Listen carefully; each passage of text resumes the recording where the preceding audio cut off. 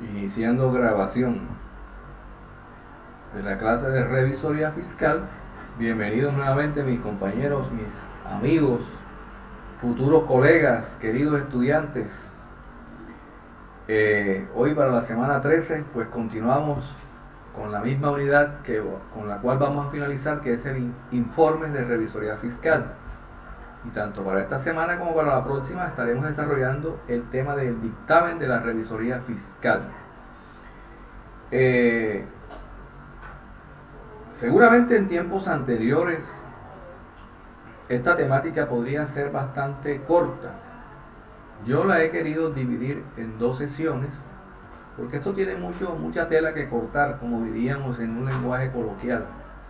En este momento quisiera hablarles de la forma como he querido construir esta sesión, ¿sí?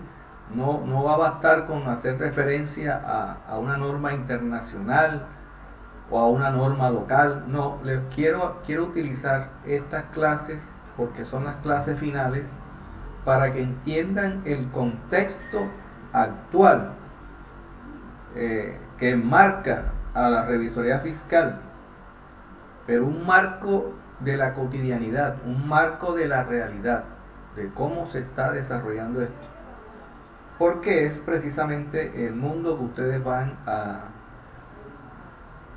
enfrentar, ¿verdad? Entonces la problemática la quiero apoyar, mi teoría la quiero apoyar con la documentación que he cargado aquí. Fíjense entonces, aquí lo que ven en este momento hace parte del marco normativo de las normas de información financiera, las NIF, ¿verdad? Y aquí estaba observando en este momento los principios de reconocimiento, medición, revelación y presentación de informes. ¿Por qué estoy haciendo esto? Bueno, lo van a entender en el transcurso de la clase, porque voy a hablarles específicamente de lo que se debería hacer, pero primero, insisto, vamos a hablarles del contexto que enmarca esto. ¿Cuál es el problema? El problema es que hasta antes de la existencia de esta ley que está aquí, a ver, la ley 1314 de 2009, antes que existiera este marco, que estamos hablando de la convergencia de los estándares internacionales, de las NIF, cuando llegaron aquí a Colombia a partir del 2009, y mientras hubo esa convergencia, ustedes recuerdan que todavía es la hora, que eso es casi un tabú para muchas empresas del grupo 2, que quiero ser muy claro con eso.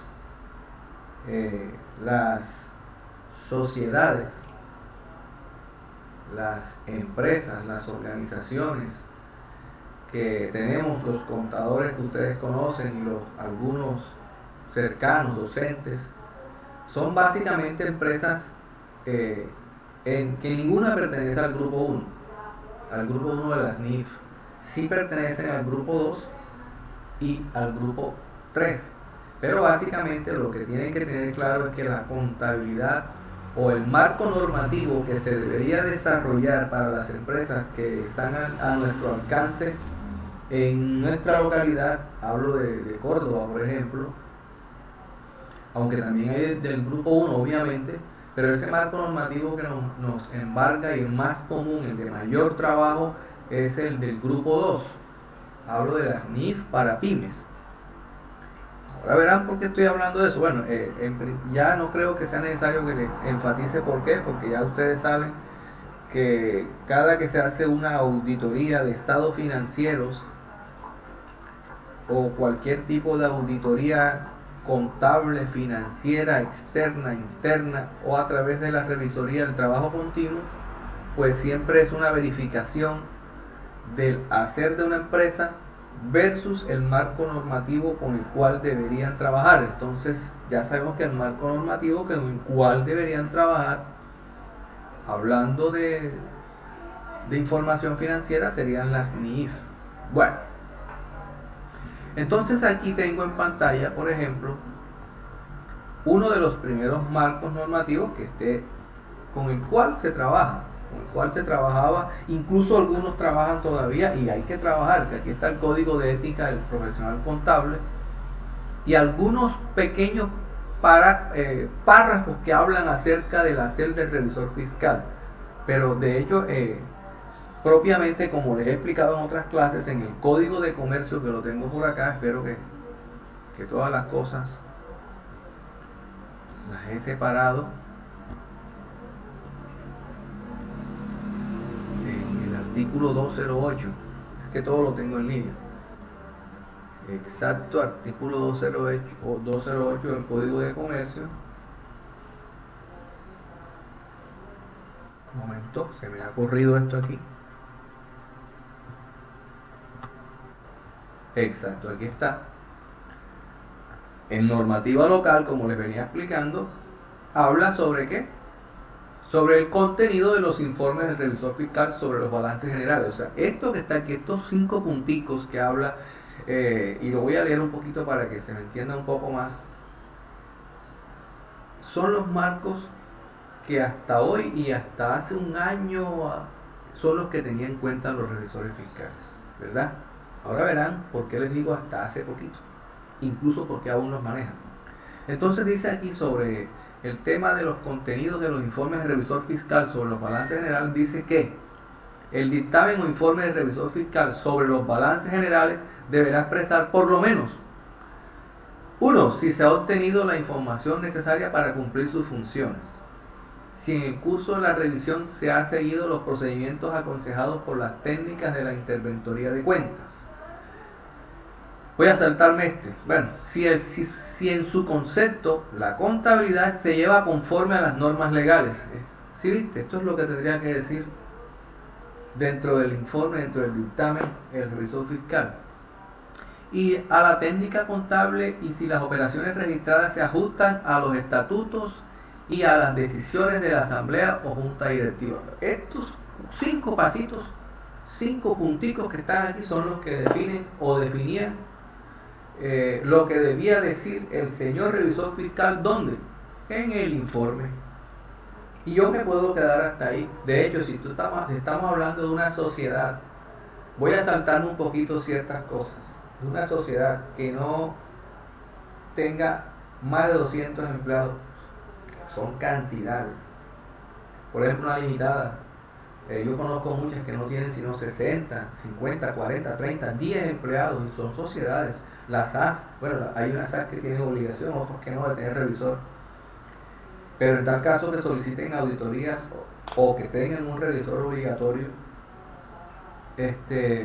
fíjense que estamos hablando de empresas que no tienen ni los 200 empleados ni otros condicionamientos de ingresos tan superiores, ¿verdad? Entonces, como no cumplían con esas obligaciones, seguían con esto. Pero hasta hace poquito, ¿verdad? ¿Qué me hace falta decir? Hasta ahora lo que les he dicho es que existía poca normatividad para emitir un informe revisor fiscal. Lo que decía el artículo 208 del Código de Comercio, lo que está en el Código de Ética de la Ley 43 de 1990 y algunos pequeños párrafos más en la Ley 43 de 1990. Y por acá también encontré una circular, la 115 4/011, donde le daban unas funciones y ciertas obligaciones a quién, a la revisoría fiscal. ¿Quién? Las supersociedades. Esta es una circular emitida por la supersociedad, ¿verdad? Con estos 3 marcos trabajaba, y incluso todavía que no se ha actualizado, y como no tienen cierta vigilancia o son empresas chicas o muchas otras cosas que ustedes y yo manejamos, siguen trabajando igual. Entonces, repito, con este marco normativo del Código de Comercio, de la circular externa de las supersociedades y la Ley 43 de 1990 y su Código de Ética, con esto trabaja, más la pericia, más ciertas cosas, más cierto bagaje, conocimiento, experiencia y cosas, y que él ha aprendido, ¿verdad? Pero debo decirles, fundamentalmente, que esos tres marcos pequeñitos que utiliza la revisoría fiscal hasta el momento, o utilizaban algunas, debo seguir diciendo, utilizan o utilizaban, porque no son todos ni tampoco son la mayoría, y tampoco tengo la estadística, debo decir. ¿Saben en qué se fundamentaban? Se fundamentaban en lo mismo en que se enfoca la contabilidad de nuestro contexto, en la parte tributaria. Solamente en eso. Y también en otros aspectos legales, pero afines con la tributación. ¿Sí? Luego entonces, para este tema de la revisoría fiscal salió la nueva normativa, que es vieja, la de 2009, un decreto de 2015 que lo he anotado aquí para que no se me olvide. A ver, a ver si lo tengo, un segundo. El 0302 de 2015 para el grupo 2. Aquí les explicaba que cuando sale este decreto reglamentario, ¿por qué sale este decreto reglamentario? Hombre, porque ya nacieron las NIF, ya nacieron las normas, y las NIF trajo consigo la implementación de las normas internacionales de auditoría, las NIA, que están dentro de las normas de aseguramiento de la información. Y resulta que ellas estaban obligatorias para el grupo 1, obligatorias para el grupo 2 y no para el grupo 3, sino que eran, y les he dicho que las pymes son las empresas que más hay en Colombia, ¿verdad? La fuerza incluso de empleabilidad son las pymes. Las mayores organizaciones que hay en Colombia son las pymes. Pero entonces hay un condicionamiento ahí. Insisto, en ese decreto reglamentario de 2015 salió que era para el grupo 1 o para el grupo 2, pero en el grupo 2 tenía que ser empresas con más de 200 empleados. Y para los demás era voluntario, por decirlo así. Y quien quisiera aferrarse a eso. Resulta que después, ¿por qué sale esto? ¿Por qué salen todos los decretos reglamentarios más el otro que les voy a mostrar? Hombre, porque cuando llegan esas normas internacionales, esas normas internacionales no abordan unos aspectos legales y tributarios que sí abordan las normas locales. ¿Ya? Por eso les dije que tenía que explicarles un contexto.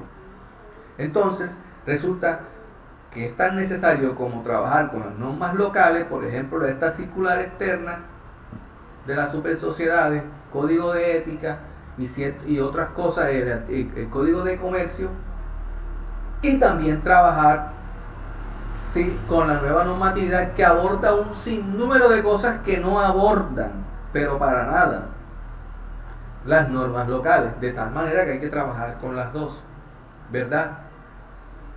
Es conceptualmente, idealmente, lo que tendría que hacerse. De hecho, se transforma en una obligatoriedad por fin, porque ya no puedo decir idealmente, no, con la creación de este artículo, de este decreto reglamentario, que lo estoy buscando aquí. Denme un segundo. Es el decreto 2170 del año 2017 y que empezaba a regir a partir del 1 de enero de 2019. Creo que es este que tengo aquí en pantalla.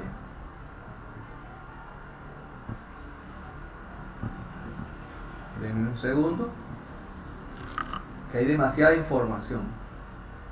Exacto, este es el decreto. Tiene 296 páginas. Decreto 2170-2017, emanado del Ministerio de Comercio e Industria y Turismo, ¿verdad? Dentro de este decreto nació la obligatoriedad de la implementación de nuevas cosas en las que yo voy a hacer énfasis, y voy a hacer énfasis diciendo una sola palabrita, que son asuntos claves de auditoría, que está en el informe, en la elaboración de un informe. Por ejemplo, pues tengo aquí en Word, he hecho un recorte para ustedes, donde está, por ejemplo, esto que ven aquí en pantalla. Esta es la estructura de lo que es un dictamen de auditoría en base a una norma internacional de auditoría que es la 701. Y mire que casualmente esta ilustración dice que es a partir del 1 de enero de 2019, ya estamos en el 2020, tiene más de un año. Todos los revisores fiscales y los auditores externos tienen que implementar esta estructura dentro de los dictámenes de auditoría. Esta es la estructura que tienen que implementar. Esta estructura, pues yo la veo aquí, si me porto como un pelado, digo, que tengo un título, que tengo un destinatario. No, eso no es lo relevante. De hecho, puede ser relevante si yo les muestro aquí. Cosas tontas sería decir, el dictamen de auditoría, según la línea, tiene que tener un título. Bueno, aquí lo tiene. Perdón, se lo voy a mostrar. Ese no es este. Aquí está, tiene un título. Eso no es relevante para esta clase, no es relevante, pero obviamente tiene que existir. Que tiene un destinatario, mire, a los accionistas de Albertis Infraestructuras S.A., que tiene un párrafo sí, que tiene una opinión, sí, todo aquí está. ¿Y cuál es la opinión?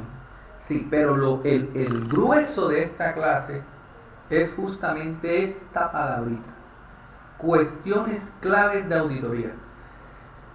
Este es el grueso de la clase. Ya les expliqué, ya les dije que existía una norma local, ya lo sabían incluso, pero les quise decir cuáles son y por qué se usan todavía, y que cuáles eran las carencias de una y las necesidades de la otra, ¿verdad? De las normas internacionales. Ya les dije la obligatoriedad. ¿Por qué? Porque aparte de haber un decreto reglamentario que obligaba a unos y a otros no, después sí llegó uno que sí nos obligaba a todos, que es a partir de hace un año, de enero de 2019, y vino acompañado de una NIA, que es la NIA 700 y la 701. Para los informes es la 701. De hecho, aquí la tengo, como les venía diciendo. Ya les dije esto. Ahora quiero entrar en el tema más grueso que tiene todo esto, aunque por ejemplo la responsabilidad de la dirección y todo esto es importante, pero el grueso aquí está en esto, las cuestiones claves de la auditoría. ¿Qué es eso? ¿Qué es eso? Resulta que el señor, antes de empezar, o si acaso esto vaya a caerse, vamos a ver, 18, vamos bien. Resulta que el señor revisor fiscal tiene que ponerse de acuerdo con la administración de cada una de las áreas de la sociedad con la cual trabaja, si estamos hablando de un auditor externo o si estamos hablando de revisor fiscal. Él tiene que ponerse de acuerdo con cada uno de los responsables de las diferentes áreas administrativas y entre ellos seleccionar una lista no muy grande de los aspectos relevantes dentro de la organización. ¿Qué aspectos relevantes? Porque esta vez, y como hacen muchos libros, no quiero hablar de aspectos relevantes en forma general, no. Específicamente, ¿qué? Hombre, podemos estar hablando de la medición de los activos. Ya estoy hablando de normas internacionales, del reconocimiento, del tratamiento a la cartera, del deterioro de los activos. Imagínense, ese es un tema súper hiper gigante, porque puedo estar hablando de activos fijos, de las propiedades, plantas y equipos, también puedo estar hablando de los inventarios. Entonces, hagamos un ejemplo. He dicho varios aspectos, fíjense, esos son cuestiones claves de auditoría. ¿De qué nos tenemos que poner de acuerdo? ¿Qué es lo más importante dentro de esta organización?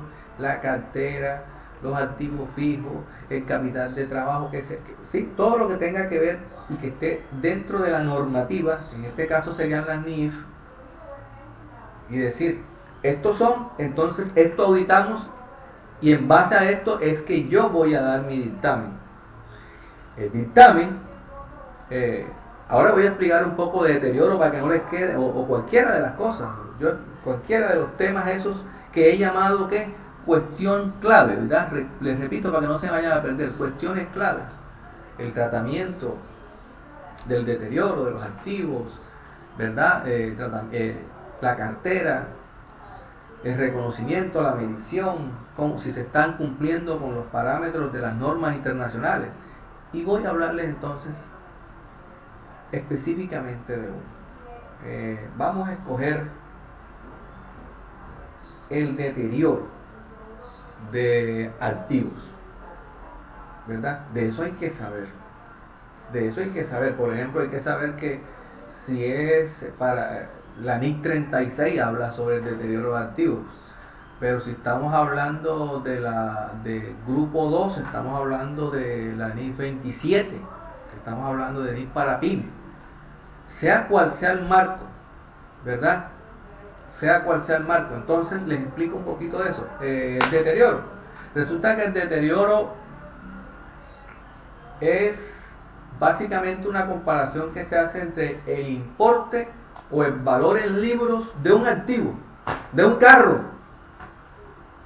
El valor en libros de un carro, de un activo, dejémoslo a modo general, versus el valor recuperable. ¿Ya? El valor que tengo yo registrado en mi contabilidad versus el valor recuperable. Que en las NIF se llama el importe, ¿verdad? Obviamente, bueno, termino la explicación para decirles lo obvio. Y resulta que cuando hay deterioro, cuando el valor de libros que yo tengo allá en mi contabilidad de ese carro es mayor que el valor recuperable o el valor de uso. ¿Sí? O sea, quiero decir que ya haciendo el análisis de eso a través de la medición, de cierta medición, utilizando el valor de uso, cualquiera de las formas de medir el deterioro, del valor razonable, por ejemplo. Fíjense todo que esto sí hay que saberlo, esto hay que saberlo. Recordemos que el valor razonable es una especie de valor de mercado, que es aquel dinero que está por el cual yo estoy dispuesto a vender algo y otra parte está dispuesta a comprármelo a mí. Ese es un valor razonable, ¿verdad? Entonces, suponiendo que ese carro a valor razonable me da menos plata del dinero por el cual yo lo tengo allá registrado en la contabilidad, entonces hay un deterioro y esa diferencia hay que registrarla. Y hay que ver entonces qué hace el revisor fiscal, porque aquí te hablé de contaduría, pero que hace, y de finanzas y de tratamiento de la normativa, pero ¿qué hace el revisor fiscal? Debe ver si el procedimiento y la implementación de ese marco cumple con las políticas que están elaboradas dentro de la organización. ¿Ya? Si además de eso, si se está haciendo y si las políticas también están acordes con el marco de las NIF, si están acordes con el marco de las NIF.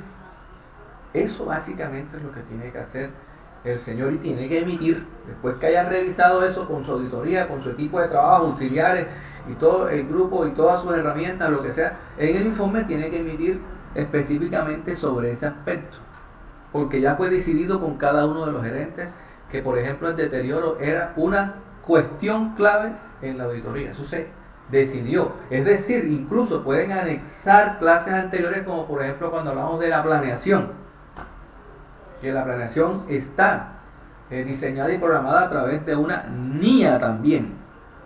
Entonces, hasta ahora les he dicho, y espero que les haya quedado claro ese tema, porque, por ejemplo, ahí les hablé sobre el carro que hace parte de propiedad planta de equipo. Yo pude hablarle de los inventarios, pero entonces la forma para medir el deterioro ya de un inventario son otras cosas, que incluso en una clase, inventarios también son activos, pero tienen una forma de medición diferente.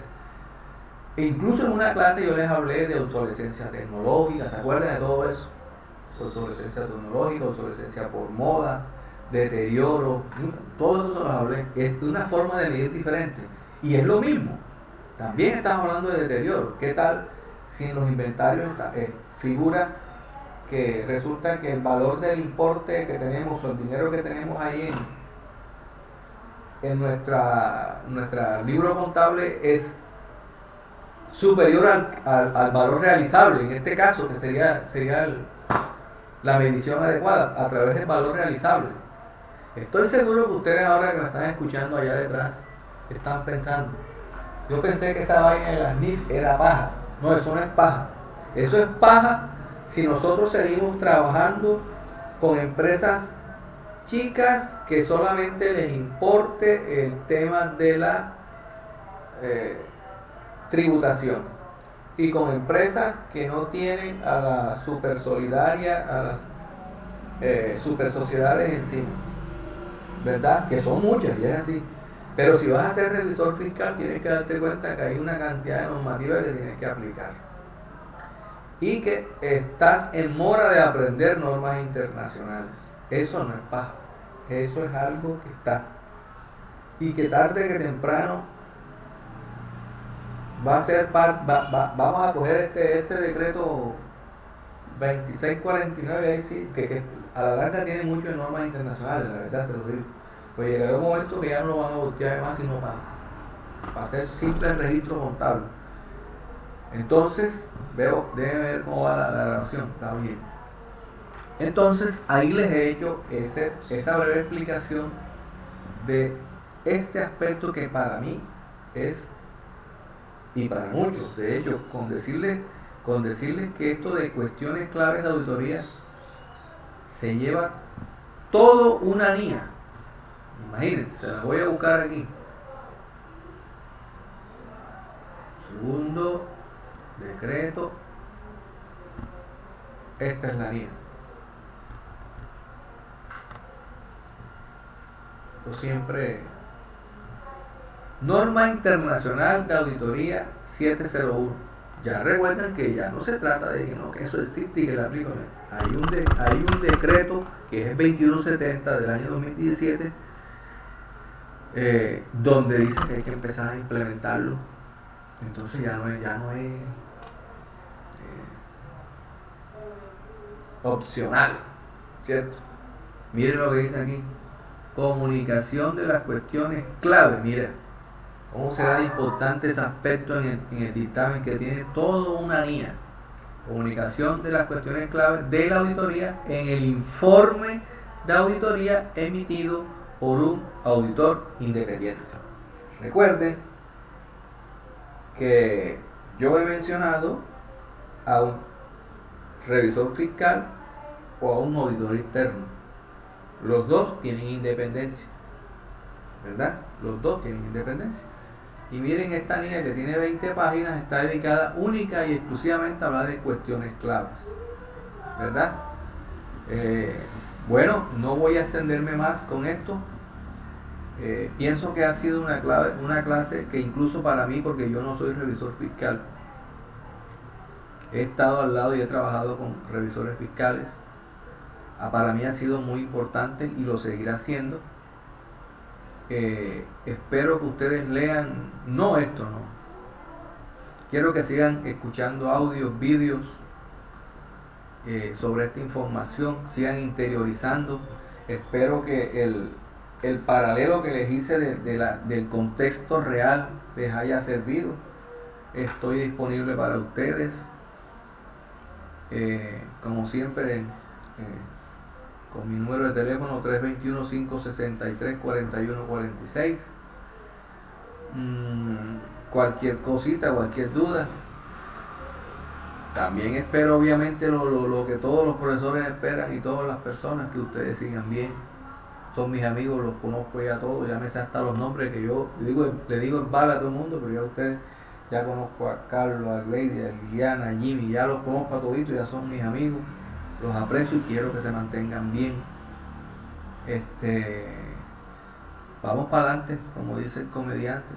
Lean, vean vídeos en YouTube. Yo voy a montar una recocha de vídeos más interesantes que el carajo. De pronto no han sido así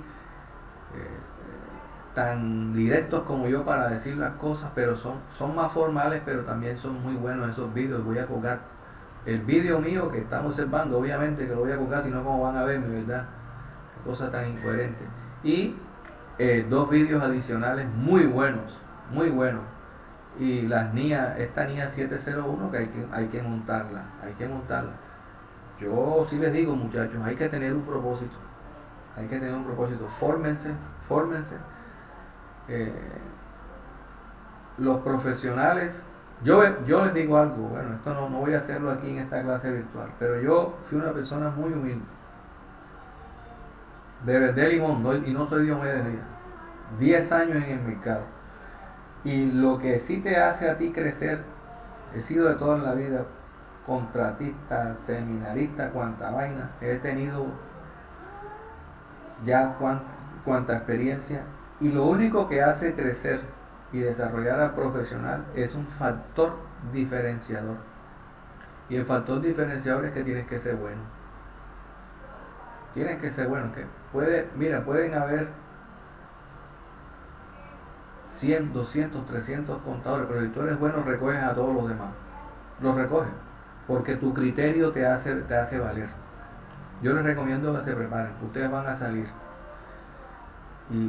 y esa es la clave, ser bueno, como decía Diomedes, cuando hacía referencia al zapatero, aunque esa no es la música mía, pero conozco bastante de ese tema, y es verdad, hay que tener un factor diferenciador. Que Dios los bendiga, que sigan bien, sonrientes, alegres. Mientras tengamos vida, vamos para adelante y vamos a crecer. Nos vemos la próxima clase. Hasta pronto.